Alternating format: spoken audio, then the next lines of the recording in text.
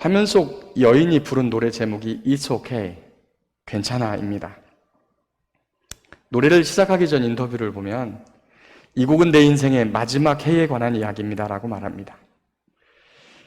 30살, 30살이 됐는데 암이 폐와 척수, 간까지 퍼져서 생존할 수 있는 확률이 2%밖에 되지 않는다는 것이죠. 암투병 중이라서 몇 년째 아무 일도 하지 못하고 있습니다. 그래서 심사위원 중 한 사람이 아니 그럼 지금 괜찮은 상태가 아니잖아요 라고 말하자 글쎄요 모든 것이 다 괜찮지는 않죠 라고 대답합니다. 그리고 이어지는 그녀의 노래가 그녀의 자신의 삶에 대한 매우 진솔한 고백으로 이어집니다. 그리고 그녀는 말합니다. 인생이 쉬워질 때까지 기다릴 수는 없습니다. 내가 먼저 행복해지기로 결심해야 합니다. 지금 저의 생존 확률은 2%입니다. 하지만 0%는 아닙니다. 2%는 무엇인가 있다는 것입니다. 참 훌륭하고 강한 여인입니다. 마지막까지 삶을 포기하지 않고 달려가는 그녀의 모습에 찬사를 보냅니다. 그런데 여러분, 정말 괜찮은 겁니까? 그녀가 이 노래에서 It's okay, it's okay, 괜찮아, 괜찮아, 괜찮아를 20여 번 외칩니다. It's all right을 노래하고 있는데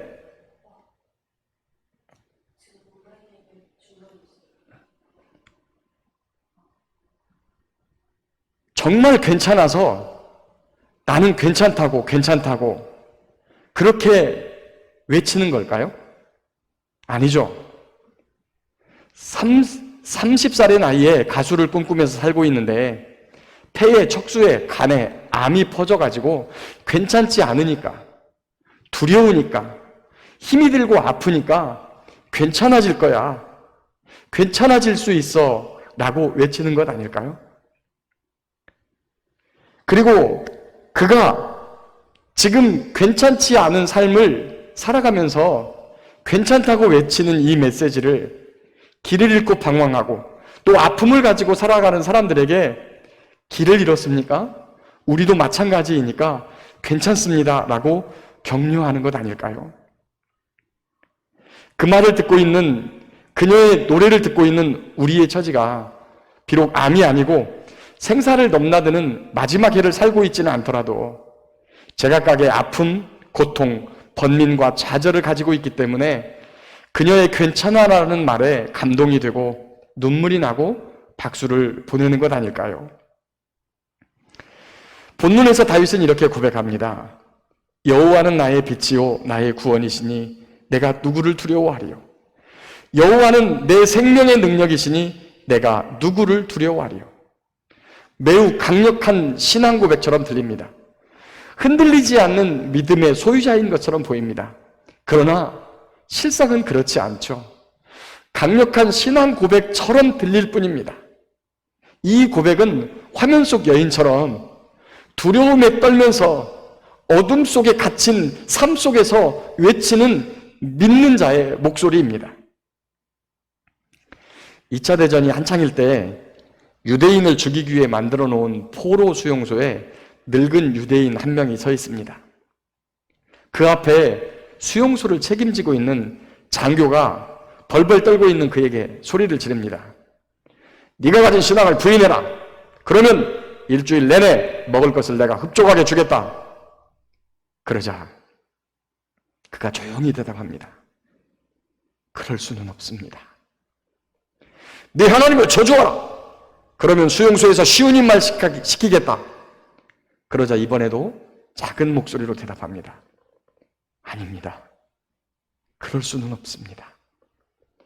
내 하나님을 버려라. 그러면 내가 너를 보호해 주겠다. 그럴 수 없습니다. 화가 머리끝까지 치밀어온 독일군 장교가 그래? 네 하나님이 네 목숨보다 중요하다 이거지? 나보다 더 중요하다 이거지? 너 입으로 그렇게 말했어? 그리고 권총을 꺼내서 앞에 있는 유대인의 어깨를 향해 방아쇠를 당겼습니다. 총을 맞은 그 유대인 노인은 고통으로 얼굴이 일그러집니다. 그리고 쓰러지면서 그의 입에서 작은 소리의 목소리가 흘러나옵니다. 아도셴 후하 엘로힘.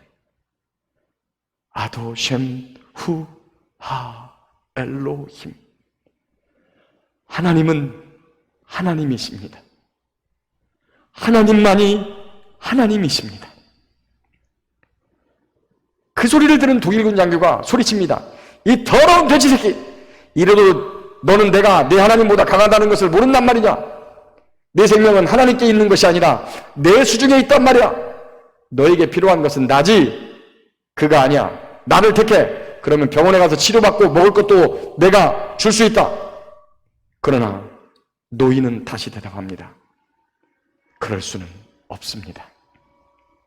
화같이 밀은 독일군 장교는 두 번째, 세 번째, 네 번째 방아쇠를 노인을 향해 당기고 그 총탄을 맞고 쓰러지는 그 노인의 입에서는 계속적으로 흘러나오는 한마디가 있습니다. 아도셴 후하 엘로임. 하나님은 하나님이십니다. 하나님만이 하나님이십니다. 얼마나 강력한 고백입니까? 그런데 이 유대인 역시 두려움의 한 복판에 서 있습니다. 괜찮지 않은 상황에서 괜찮아를 외쳤던 그 여인처럼 하나님이 보이지 않는 상황에서 두려움의 한 복판에서 하나님을 붙들고 있는 것입니다. 여러분, 하나님을 믿는 사람이 하나님 말고 다른 것에 두려워하는 것, 여러분, 원칙적으로는 안 되는 것이죠. 왜냐하면 하나님이 함께 계시면 우리가 두려워할 필요가 없다는 이야기를 수도 없이 성경에서 읽고 설교에서 듣고 묵상하기도 하고 외웠습니다. 그런데 믿음의 사람 다윗은 지금 직면한 현실이 그렇지 못해요. 사울과 대적들에게서 쫓기며 매우 힘든 시간을 보내고 있습니다. 두려워하고 있어요. 죽음의 공포, 극도의 공포에 떨고 있습니다. 자기만 죽습니까? 아닙니다. 자기와 함께 있는 사람들도 다 죽습니다. 그런 다윗이 4절을 보면 한 가지 소망을 절실하게 붙듭니다. 내가 여호와께 바라는 한 가지 일, 그것을 구하리니 곧 내 평생에 여호와의 집에 살면서 여호와의 아름다움을 보며 그의 성전에서 사모하는 그것이라. 여러분, 소망이 무엇입니까? 소망이라고 하는 것은요, 이루어진 일을 바라는 게 소망이 아니라 이루어지지 않은 일, 이루어졌으면 좋겠는 일이 소망인 거예요. 주님이 가까이 계시다면, 주님이 함께 계시다면 무엇이 두렵겠어요? 그런데 그가 하나님의 집에 살면서 하나님의 아름다움을 보며 살고 싶다라고 하는 것은 그가 지금 주님의 부재를, 하나님의 부재를 경험하고 있어서 그 하나님을 손을 내밀어 붙들고 싶어 하는 거예요. 이 세상이 창조될 때 땅의 형태가 없었고 텅 비어 있었고 어둠은 깊은 수면 위를 덮고 있었어요. 이것을 우리 성경에 이렇게 표현합니다. 태초에 하나님이 천지를 창조하시니라. 흑암이 깊음 위에 있고 하나님의 영은 수면 위에 운행하시더라. 태초에 그랬던 것처럼 지금 다윗의 삶에도 끝을 알 수 없는 짙은 어둠이 깊게 깔려 있어요. 그리고 이 시간 세상의 삶을 어렵게 살아가고 있는 저와 여러분의 삶도 그렇습니다. 우리 중에 어떤 분은 죽음을 두려워해요. 아니, 나는 죽음은 두렵지 않지만 치매는 두렵다. 치매를 두려워해요. 어떤 분은 성의 문제로 고민하고 그 죄로 인해 고통하는 사람도 있습니다. 어떤 이는 불행한 결혼 생활을 두려워합니다. 가난과 파산, 불확실한 미래, 그리고 늙는 것과 병듦, 소외와 외로움 등 우리가 겪는 문제는 매우 다양합니다. 이런 두려움이 우리의 삶을 엄습할 때 우리는 어둠 속 하늘을 향해 이렇게 외칩니다. 8절과 9절 우리 함께 읽겠습니다. 8절과 9절 시작. 너희는 내 얼굴을 찾으라 하실 때에 내가 마음으로 주께 말하되 여호와여 내가 주의 얼굴을 찾으리이다 하였나이다. 주의 얼굴을 내게서 숨기지 마시고 주의 종을 노하여 버리지 마소서. 주는 나의 도움이 되셨나이다. 나의 구원의 하나님이시여 나를 버리지 마시고 떠나지 마소서. 아멘. 다윗은 간절하게 하나님의 얼굴을 찾고 있습니다. 이 본문의 하나님의 얼굴은 단순한 비유적인 표현이 아니라 우리에게 말씀하시며 우리의 기도를 들으시고 우리에게 대답하시며 우리를 악에서 지켜주시는 실존적인 하나님을 뜻하는 거예요. 그 하나님을 향해서 간절하게 호소하는 거예요. 여호와여, 내가 주의 얼굴을 찾겠습니다. 주의 얼굴을 내게서 숨기지 마십시오. 그런데 이렇게 주의 얼굴을 찾는 이 장면을 상기시키는 사건이 출애굽기에 한 가지 있습니다. 이스라엘 백성들을 출애굽시켜서 하나님께서 시내 산으로 이끌고 가서 하나님의 백성답게 생명의 길을 살아갈 수 있도록 십계명의 말씀을 주셨죠. 그런데 그 말씀을 받은 지, 하나님께로부터 직접 받은 지 불과 2달도 되지 않아서 그들이 이 금송아지를 만들어 놓고 그것이 자기들을 구원한 여호와라고 그 앞에서 먹고 마시고 축제를 여는 것을 하나님께서 보셨어요. 그리고 모세에게 이렇게 말합니다. 내가 이 백성을 보니까 목이 뻣뻣하다. 그런즉 내가 하는 대로 가만히 두라. 내가 그들에게 진노하여 그들을 진멸하고 너로 내가 큰 나라가 되게 하겠다. 그 두렵고 준엄하신 말씀을 들은 모세가 이렇게 대답합니다. 여호와여, 어찌하여 큰 권능과 강한 손으로 애굽 땅에서 인도하여 내신 주의 백성에게 진노하셔서 그들을 죽이시려고 합니까? 애굽 사람들이 들으면 여호와가 능력이 없어서 그 자신의 백성을 이 땅에서 없애려고 악한 의도로 인도해내었다고 말할 것 아닙니까? 맹렬한 진노를 그치시고 뜻을 돌이켜서 이 백성에게 화를 내리지 마십시오 라고 간청합니다. 그러자 하나님께서 뜻을 돌이켜서 화를 내리지 않습니다. 모세가 다시 한번 하나님께 요청합니다. 주여, 저희와 함께 가주십시오. 주께서 친히 가지 아니하시려거든 우리를 이곳에서 올려보내지 마옵소서. 이 출애굽기 34장 14절에 나오는 말씀인데요. 여기서 친이라고 번역된 히브리 단어가 파님인데, 파님이라는 단어는 얼굴을 뜻하는 말입니다. 원문을 직역하면 이렇게 됩니다. 주님의 얼굴을 보여주시지 않으시려면 우리를 이곳에서 올려보내지 마십시오. 주님이 우리를 향하여 얼굴을 비추어 주시고 우리와 함께 하시고 우리의 기도를 들어주시고 우리의 보호자가 되시지 않으시려면 우리를 이곳에서 올려보내지 마십시오 라고 말하는 거죠. 그러자 하나님께서 대답하십니다. 네가 말하는 이 일도 내가 하리니 너는 내 목전에서 은총을 입었고 내가 이름으로도 너를 안다. 이렇게 대답합니다.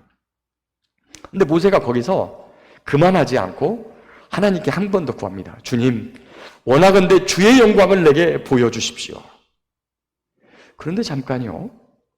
성경에 보면 그 광경을 우리에게 보여주는 성경에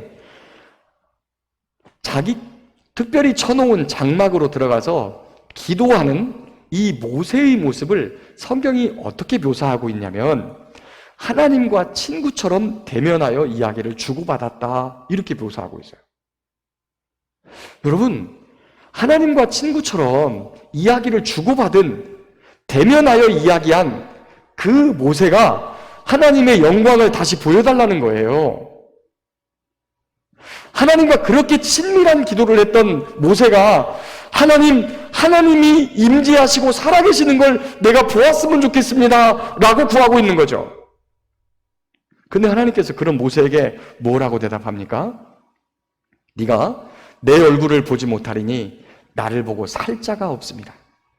대신에 내가 내 모든 선한 것을 내 앞으로 지나가게 하고 내 영광이 지나갈 때에 너를 반석 틈에 두고 내가 지나도록 내 손으로 너를 덮었다가 손을 거두리니 내가 내 등을 볼 것이요 얼굴은 보지 못하리라. 하나님의 임재와 현존을 경험하는 것은 이와 같습니다. 저와 여러분이 바위 위에 서 있는 동안, 그리고 하나님이 우리의 눈을 가리시는 동안 하나님은 지나가시는 거예요. 마치 모세를 하나님의 손으로 덮어두고 지나가셨듯이 말입니다. 그리고 저와 여러분은 모세를 세워놓은 이 반석이 무엇인지 압니다. 이 반석은 바로 우리 구주 예수 그리스도십니다. 우리를 예수 그리스도 위에 세워놓고 하나님께서 영광을 드러내시는데, 그런 영광을 드러내시는 방식이 독특하다는 거예요. 저와 여러분 앞을 지나가실 때 손으로 우리를 덮으세요. 그때 우리에게는 무엇이 옵니까? 어둠이 찾아와요. 아무것도 볼 수 없고 아무것도 이해할 수 없는 상황이 됩니다. 마치 욥의 삶에 불어닥친 태풍과 같이 말입니다. 모든 재산을 빼앗기고 자식들이 하나도 아니고 10자식이 모두 다 죽고, 사랑하는 아내가 떠나고 중한 질병에 걸려 몸은 만진창이가 되고, 사람들은 그를 향해 가여움과 함께 조롱 섞인 말을 던집니다. 가장 깊은 어둠이 삶 전체를 삼키는 듯합니다. 사랑하는 성도 여러분, 고통 속에 아파하는 사랑하는 대덕교회 성도 여러분, 그런데 말입니다, 그렇게 앞이 보이지 않고 이해되지 않는 깊은 어둠 속에 잠길 때 하나님께서 가장 가깝게 계시다는 사실입니다. 그분이 우리의 눈을 잠깐 가리고 있을 뿐입니다. 하나님이 없는 것 같이 보이고 느껴지는 순간 우리는 그분과 가장 가까이 있다는 것입니다. 안 계신 것 같은 상황 가운데서 하나님은 선하신 당신을 보여주고 알려주고 계시는 것입니다. 그것이 가장 극명하게 드러난 사건이 무엇입니까? 하나밖에 없는 아들 예수 그리스도를 십자가에 못 박혀 죽게 하실 때 하나님은 아무 말씀도 안 하십니다. 침묵하세요. 마치 안 계신 것처럼. 하나님의 아들이 그렇게 절박하게 부르짖어도 아무런 대답을 안 하십니다. 그런데 그 순간이 바로 이 모든 인류 역사 가운데서 하나님의 선하심을 가장 선명하고 정확하고 극명하게 드러내고 계시다는 사실을 저와 여러분은 알고 있습니다. 다윗은 선하신 주님을 향해 손을 펴니다. 그리고 간절히 호소합니다. 여호와여, 주의 도를 내게 가르치시고 내 원수를 생각하셔서 평탄한 길로 나를 인도해 주십시오. 내 생명을 내 대적에게 맡기지 마십시오. 위증자와 악을 토하는 자가 일어나 나를 치료함이기 때문입니다. 그런데 이 성경을 읽을 때 여러분 혹시 가슴에 와닿아요? 아니요, 별로 안 와닿아요. 왜요? 원수에게 쫓겨다녀 본 일이 별로 없어요, 우리는. 심지어 빚쟁이에게도 쫓겨다녀 본 일이 없어요. 그런데 자기를 죽이려고 쫓아다니는 사람을 피해 다니는 다윗의 심정을 어떻게 공감해요?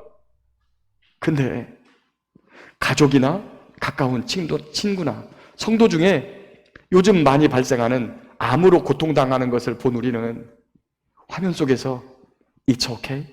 괜찮아라고 말하는 그녀의 괜찮지 않음과 두려움과 고통을 공감할 수 있는 거예요. 그렇기 때문에 그녀의 웃음 가득한 고백에도 불구하고 우리는 마음에 눈물방울이 맺히는 것이죠. 오늘 또 그런 상황에 계신 성도님들이 있습니다. 자식이 위험에 빠져 있는 부모님들, 부부간 갈등으로 이혼과 가정 파탄의 위기 속에 있는 가정, 연로하셔서 하늘로 이사 준비를 하는데 자꾸만 가족들에게 짐이 되는 것이 마음 아픈 장로님, 권사님, 그리고 우리 집사님들, 사사로운 일로 마음이 틀어지면서 친구와 멀어지기도 하고 그로 인해 밀려오는 외로움과 고독감, 이유를 알 수 없는 우울감이 찾아와서 약을 먹으면서도 목사에게조차도 가까운 지인과 친구에게조차도 내놓지 못하는 우울병과 정신적인 문제들. 우리는 이러한 문제가 있을 때 본능적으로 하나님을 찾아요. 믿음으로 주님을 바라보고 의심하지 않는 믿음의 기도를 합니다. 근데 여러분 상황이 나아지나요? 안 나아져요. 질병은 고쳐지지 않고, 관계는 회복되지 않고, 자녀는 방황에서 돌아오지 않고, 가정의 경제 형편은 점점 더 어려워져 가요. 다윗도 믿음으로 하나님께 간절히 기도했지만 사울의 추적이 끝나지 않습니다. 원수들의 방해와 자신을 제물 삼아서 출세의 발판으로 삼으려 하는 자들의 추격이 끊임없이 이어져요. 그럼에도 불구하고 계속적으로 하나님을 붙들고 간구합니다. 그러다가 마침내 하나님을 향한 위대한 신앙 고백을 토해냅니다. 우리 13절 말씀 함께 읽겠습니다. 13절 말씀 시작. 내가 산 자들의 땅에서 여호와의 선하심을 보게 될 줄 확실히 믿었도다. 아멘. 다시 한번 읽습니다. 내가 산 자들의 땅에서 여호와의 선하심을 보게 될 줄 확실히 믿었도다. 아멘. 산 자들의 땅이 어디입니까? 하나님이 계신 곳, 우리 구주 예수 그리스도께서 저와 여러분을 위해 기도하시는 그곳, 우리가 마침내 가야 할 곳입니다. 그런데 하나님은 거기에만 계신 분이 아니라는 사실이에요.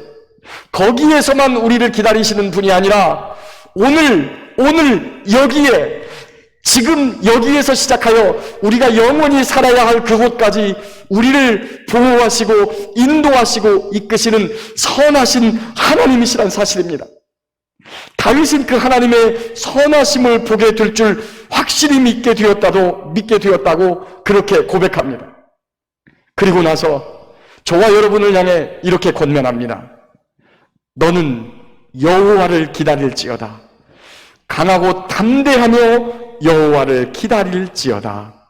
아멘. 문제가 해결되지 않았어도 나는 믿습니다. 하나님께서 선하신 방법으로 해결해 주실 것을, 질병이 치유되지 않았어도 나는 믿습니다. 선하신 하나님께서 육체뿐만 아니라 영혼까지 치유해 주실 것을, 자녀가 돌아오지 않았어도 나는 믿습니다. 하나님께서 선하신 길로 인도해서 마침내 예수 안에서 복된 생명 주실 것을, 관계가 회복되지 않았어도 나는 주님을 믿습니다. 선하신 하나님께서 화평하게 하실 것을, 돈 문제가 해결되지 않았어도 나는 믿습니다. 선하신 하나님의 말씀으로 살게 하실 것을. 말씀을 맺겠습니다. 사랑하는 대덕교회 성도 여러분, 지금 어둠 속을 걷고 계십니까? 실존하신 하나님을 믿고 간구하고 부르짖어도 그 하나님이 대답하지 않는 하나님의 부재 속에 계십니까? 그래서 믿음을 가지고 기도해 보지만 해결되지 않고 오히려 질병이, 치매가, 가난이, 장래가, 사람이 두려우십니까? 여러분, 사람들은 코로나가 두렵지 않다고 하는데요, 제가 지금 코로나 의심 증상이 있으니까 두려워져요. 제가 아픈 건 괜찮습니다. 그런데 무엇이 두렵습니까? 사람들이 만약에 코로나로 확진되었을 때 저희 교회를 바라볼 시선이 두렵습니다. 여러분, 이것을 누가 가지고 있는 겁니까? 코로나라고 하는 질병이 가지고 있는 힘이에요.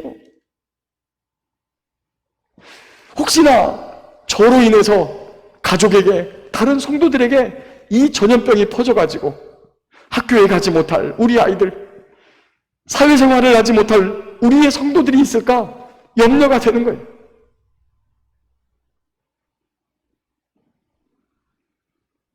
만약에 저처럼 우리의 마음속에 그런 것으로 말미암아 염려와 두려움이 있다면 하나님이 안 계신 것이 아니라 지금 우리의 가장 가까운 곳에 하나님이 계시는 순간인 것입니다. 그분의 영광을 보고 싶어하는 우리를 향해, 그분의 영광을 바라보면 견딜 수 없는 인생이기에 그분의 선하심을 맛보아 알게 하시려고 그리스도 예수 위에 우리를 세워놓고 잠시 어둠과 침묵의 상황을 견디게 하시는 것입니다.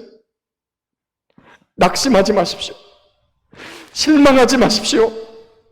그분을 기다리십시오. 강하고 담대한 믿음을 가지고 여호와 하나님을 기다리십시오.